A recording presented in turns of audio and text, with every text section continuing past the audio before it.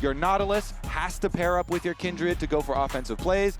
This is a Junja Doggo dual carry, full send team comp here for CFO. Meanwhile, we talk about can the Kindred will go for offensive plays with. Oh, Yike's gonna get the first blood right here. Surely just needs one more hit to do it. Beautifully done. KC on the board. To get away from.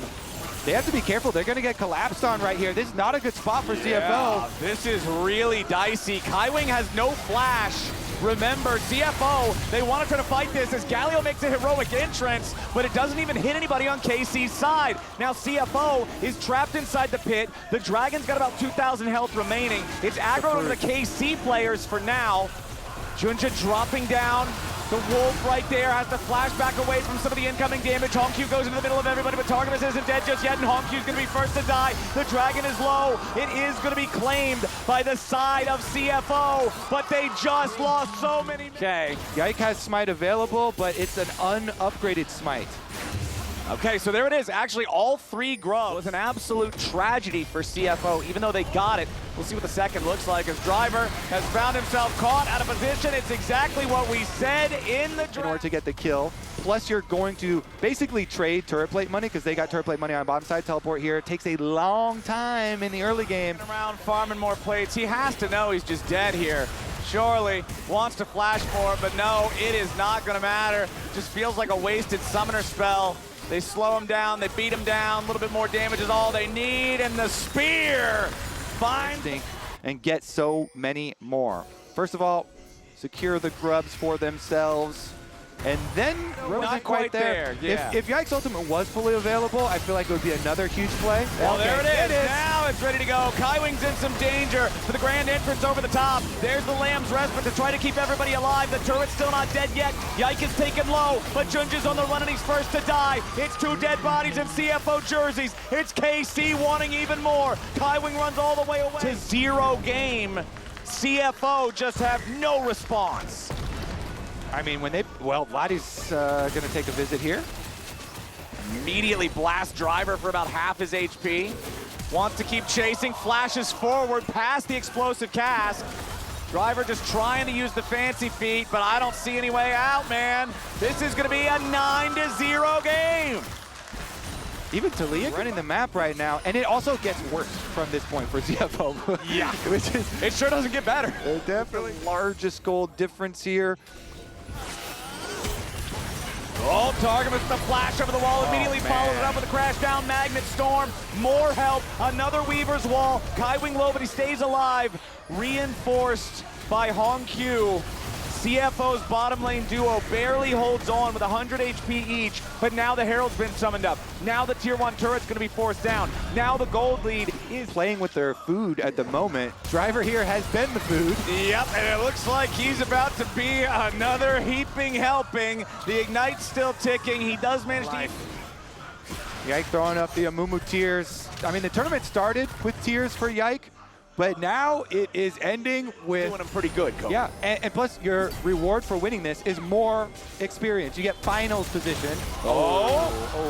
CFO, they wanted to make the move, but KC was ready for the reaction, and now Hongq's the target. Everybody in KC has arrived for the party, and they don't want just one. Junja's in some danger now as the Unraveled Earth makes it hard to get away. Junja wants to escape over the wall, but Yike with another spike from downtown. It's a hit.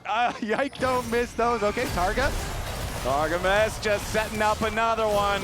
That doggo ain't going to heaven, and Kalist is dominating.